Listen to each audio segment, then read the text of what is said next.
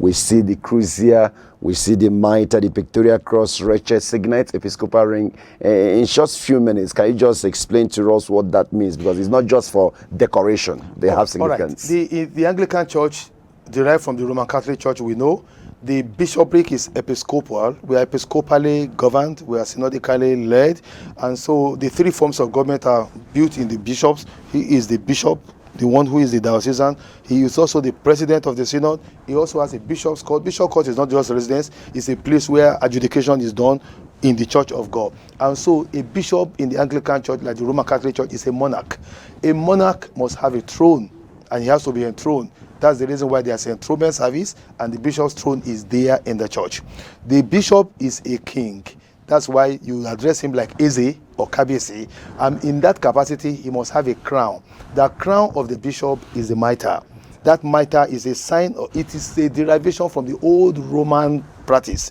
It may have its own pagan origin in the past, but they have been Christianized and reinterpreted in the Christian term. So the mitre is the crown that a king must have a crown. Queen Elizabeth has a crown. That is the crown. It's a holy crown, and it has its meaning. So that crown is there to show you that you are a monarch on a throne.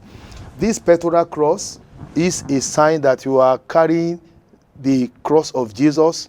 Is a sign that you are ready to die for the Lord Jesus Christ. When you join the military, you sign off your life to the government. You can be sent to war to go and die. This is not supposed to be an ornament that is a decorative or flashing thing. In fact, Baba Kela was saying that we should actually be using wood as a pectoral cross. It's not a decoration. It's not an ornament for beauty. It is a sign that I've accepted this responsibility. I've put upon myself the cross of Christ. I am ready to die for the Lord Jesus Christ. This ring is the episcopal ring, signet ring. It used to be a ring that had a seal, so that when the bishop made a decree or signed a letter, he would stamp it like a seal. That was the original one. But what it means really is that I am married to the Church of God, and I'm married to my diocese.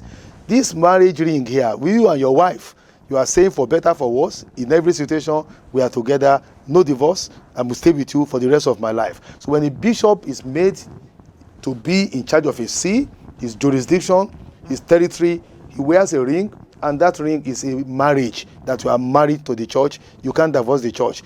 And nothing else matters but to serve the church. You are not longer in control of your life. You now can be sent wherever the church sent you to you go and serve there. That is the meaning of this signet ring. That's the meaning of this pectoral cross. The crozier, if you see the crozier, the way it is designed is like the shepherd's rod. We are shepherds of the people. Therefore, you hold the shepherd's rod, and when you are being enthroned or you are being consecrated, you say, take this staff. It's a symbol of your authority. Take care of the sheep. Don't devour them. Don't oppress them. You should maintain discipline. A rod is used to guide the sheep in the direction. A rod is used to pull them back when they are going astray. That's why the mouth is crooked. Okay. And that's to pull them back when they are there. And a rod is also used to beat the sheep when they are going out of line. And so it's a rod of discipline, a rod of authority. It's not a fanciful thing. It's not an instrument of arrogance. It's an instrument of the servant leader. You are there to serve the people, to go look for the lost sheep. Jesus said, you have 100 sheep, one has gone astray, go bring the other one back. And that is our duty. We are servants of the people. We are to take care of them. All these things have their significance. The cope is derived from the Roman Catholic cope that the Romans were wearing. It has its own significance too. The rochet there is the white one with the band there.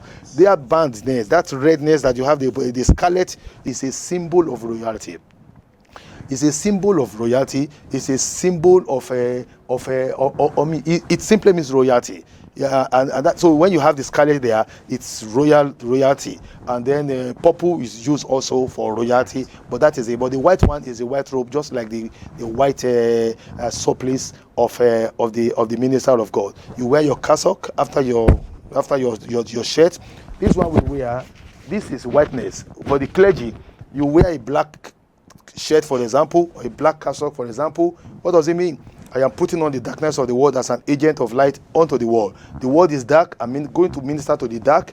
And in the midst of the darkness of the world, I am a bearer of the light of God. White contrasts against black. So when they see it on your neck, they identify you. This is a servant of God. The yoke of Christ is on you. The light of God is on you in a dark world. And so these are symbolisms. And the other things we do, I was explaining to them in my diocese a few days ago, even the procession. This procession, you must start with a procession with the cross bearer, because Constantine was told to put the cross on the sign of his banner when he was fighting against Maxentius, when the Roman Empire was at war, and he converted Christianity, Roman Empire to Christianity. So he was the one that said, by this cross you are going to conquer. God showed him that cross. And so onward Christian soldier marching as to war with the cross of Jesus going on before. So every time we have a service, we are going to spiritual warfare. On behalf of the congregation, we have many problems, and so the cross bearer must go before us. When the cross bearer goes, who follows them? Is the choir, Jehoshaphat. Put the choir in front before the soldiers follow. So when they go, then the ministers of God, Ukochuku, can now do prayer and the ministry of the word. We are all ministers of God. All we do in the Anglican Church have symbolism. So our dress, we inherited part of them from the description in Leviticus of the vestment of the high priest. He also has vestment of what he wears, and even the stole and the girdle. Some from Judaism, some from Roman Catholic Church.